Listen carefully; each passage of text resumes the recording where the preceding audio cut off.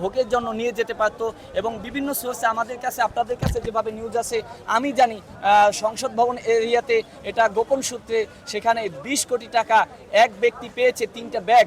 সেই টাকা কিন্তু তারা সেনাবাহিনীর কাছে হস্তান্তর করেছে। তো এই যে যেই সকল ছাত্ররা তাদের অনেস্টির পরিচয় দিচ্ছে এবং বাংলাদেশে আপনারা জানেন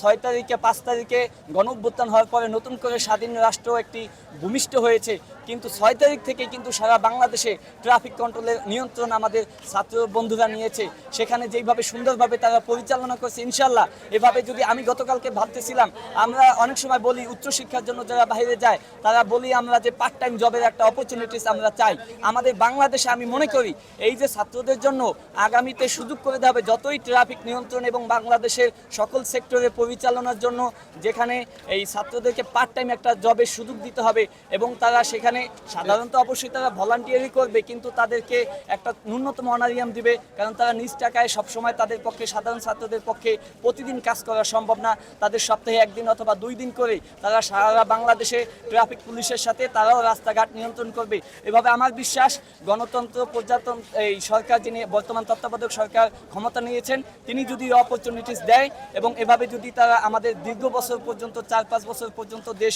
সুশাসন প্রতিষ্ঠিত হয় তাহলে ইনশাল্লাহ আগামীতে আমাদের দেশও ইউরোপের মতো একটি সুন্দর এবং বিশ্বের দরবারে একটি সুন্দর আদর্শ রাষ্ট্র হিসাবে পরিচিতি লাভ করবে ইনশাল্লাহ, এটাই আমার বিশ্বাস।